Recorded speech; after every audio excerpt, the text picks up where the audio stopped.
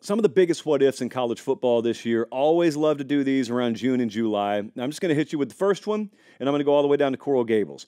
Forget about Miami winning anything. That's not really what ifs are about. I mean, what if Miami wins? Well, if they win, they win.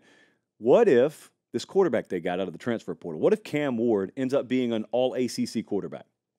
So, first thought on my mind is he better be. He better be, because I look at these big-time quarterback moves in the portal kind of like I would look at free agency moves in the NFL, because, I mean, let's be real, that's what they are. I love the game. You love the game. I'm sure Cam Ward loves the game.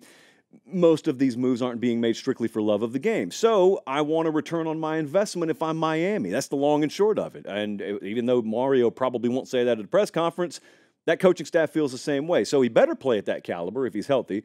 If he does, and I got no reason to believe he won't this year, well, then you start to have a little domino effect. Because if he does that, Miami could win the ACC.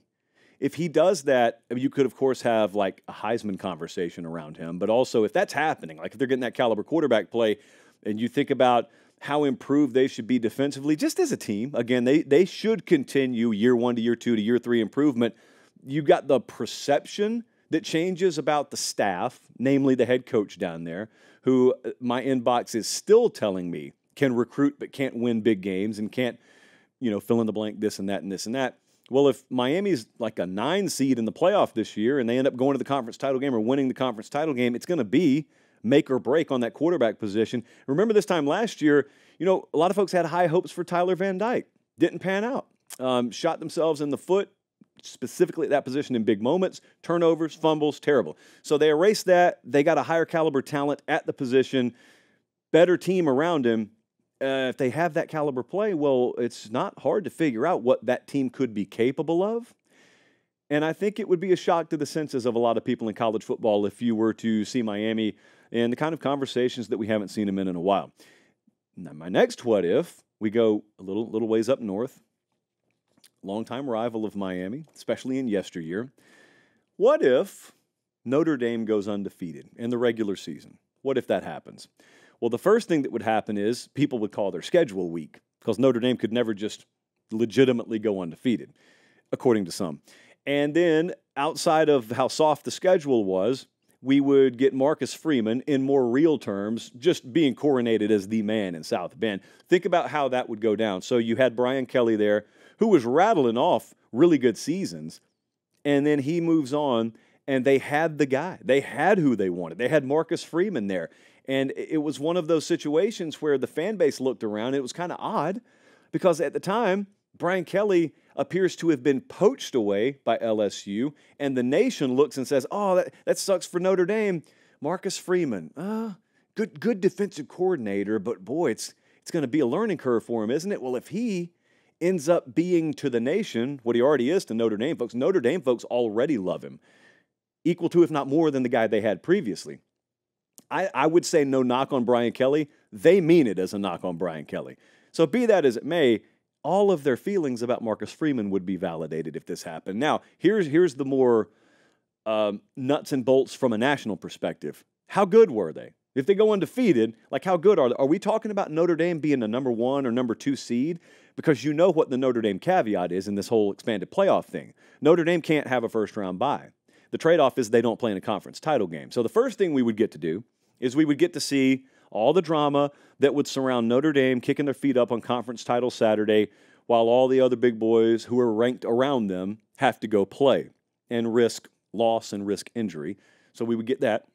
I would participate in it. And then we would have Notre Dame on the flip side realizing, well, they don't realize it, but they would be reminded, you have to play. Even if you're the best team in the country, even if you're literally ranked number 1, number 2, number 3, number 4, they're going to get all the buys, but you can't be number 1 actually in the playoff seeding, so you have to go play in the first round.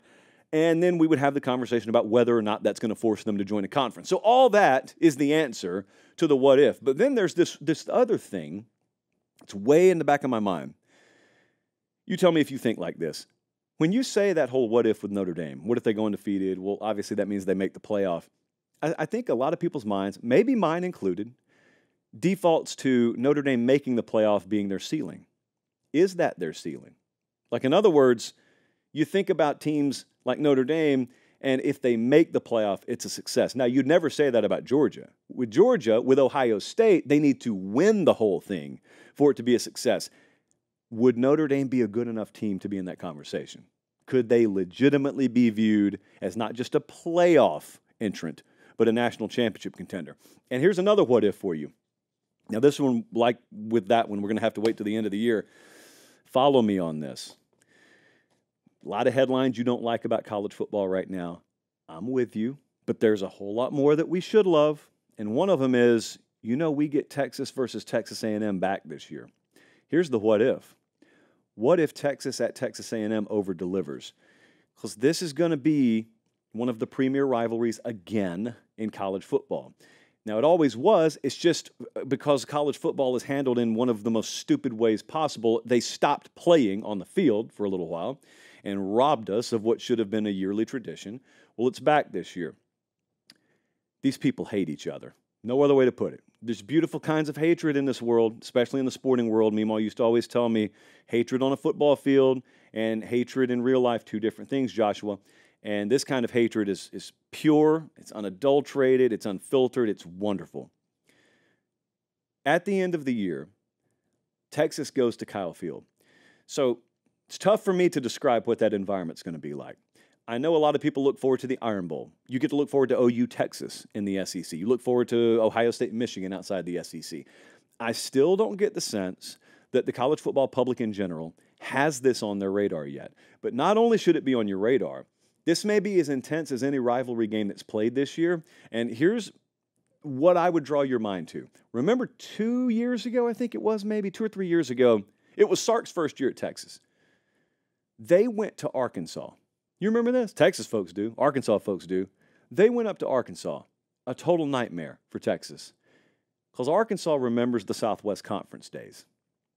And Arkansas remembers being sort of the redheaded stepchild, like the only non-Texas school in the Southwest Conference. They remember the hatred. They remember the politics. They remembered all that stuff. And it was bottled up. They hadn't played Texas in quite a while.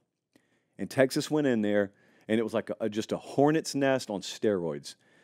I have to believe if that environment was like that for Texas coming in, can you imagine what A&M, what Kyle Field will be like? I don't care if they're 12-0 or 6-6. I don't care what caliber team A&M has this year. It would serve the national purpose better if they were both in playoff contention. But that rivalry being back this year is a huge story, even within the larger story of Texas coming to the SEC.